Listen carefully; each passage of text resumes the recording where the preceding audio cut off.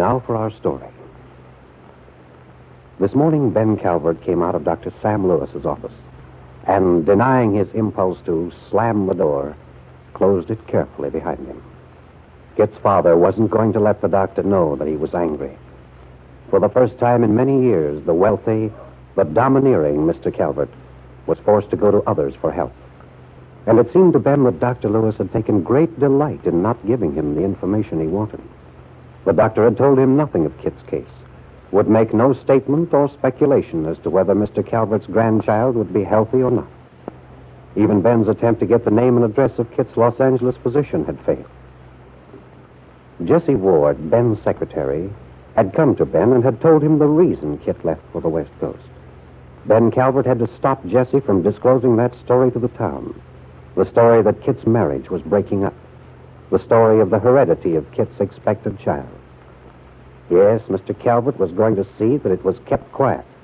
But he wasn't going to do what Jessie Ward demanded. Marry her in order to buy her silence. Well, at 9:30, when the Farmers' Bank opened, Ben Calvert was one of the first customers. He walked up to the desk of the president, his brother-in-law, David Bowman. Yes, Ben? Good morning, David. Have a little time to spare? What you want to see me about, Ben? About Kitt. Oh. Come on in. Oh, I think that chair's broken, Ben. Better take this one. All right.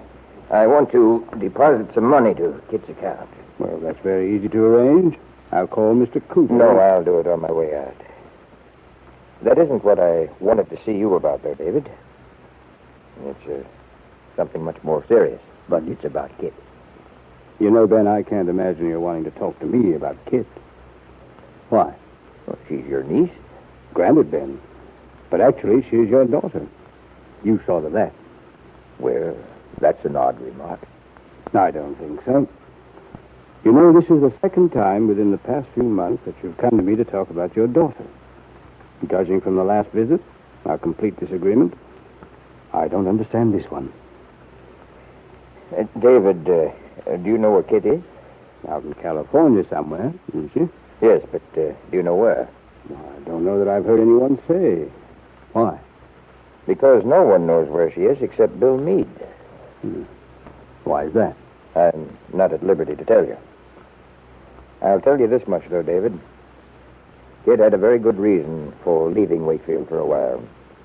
The only trouble is she's undertaking something on her own that, well, it's dangerous. She needs help. My help. Why didn't she tell you where she was going, then? David, do you believe there's any trouble between Kitt and Bill? Why, I wouldn't know. I've heard a little talk to that effect, but... Oh, come now, David. You'll be one of the first to know. You're out at the Lane farm all the time. You see that little Douglas girl? Well?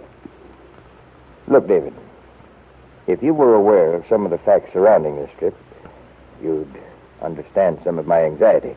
Believe me, it's of the greatest importance that this marriage be saved, if it's in difficulty. Well, Ben, this is all so vague. I don't know for sure that Kitt and Bill are having any domestic difficulty. All right, then. What is your feeling in the matter? Do you think that there's trouble between her and Bill? Why don't you write and ask Kitt? I told you I don't know where she is.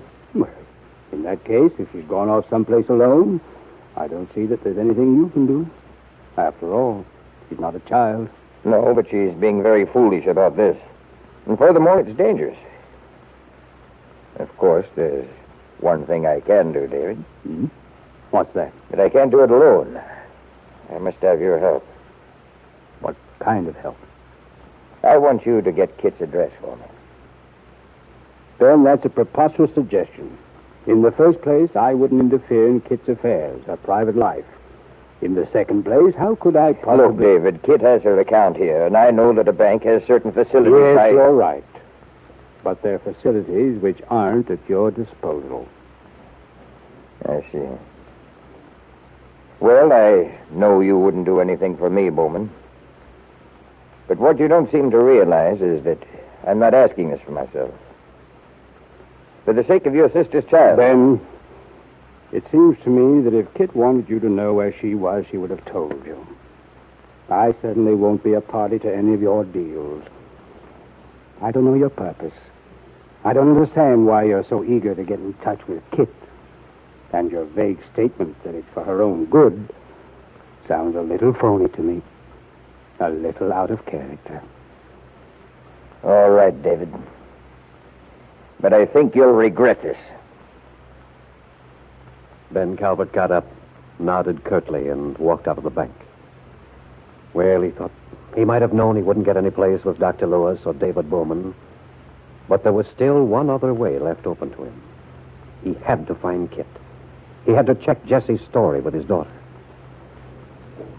At 9 o'clock this evening, Ben Calvert stood at the front door of the bungalow that had been his daughter's home since she married Sergeant Bill Meade.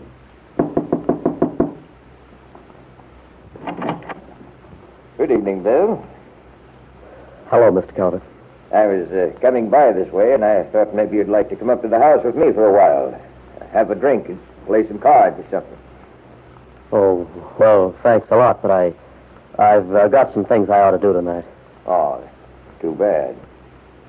Do you mind if I come in a moment? No, not at all.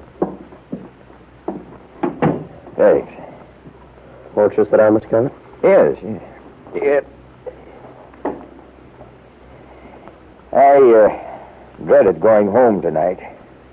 That house of mine is too big for me. Gets a little lonely. Yeah, I imagine it does. Bill, I have something to say to you. I guess you'd call it an apology. We've had a few run-ins, you and I, mostly due to the fact that I was interested in Kitt's welfare. But I realized that I shouldn't have meddled. I wish you could forget about that, Bill. I imagine you must feel a little like I do. Must be pretty hard for you to take alone, too. Yes, if you had someone to talk to, it might help. Don't you think? Talk about what, Mr. Calvert? Oh, about Kitt and the child. Oh. I feel so helpless. Miles away from her. Nothing I can do. I don't think I need tell you how worried I am.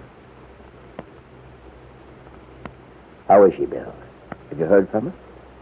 Yeah, as a matter of fact, I got a letter this morning. Just a note.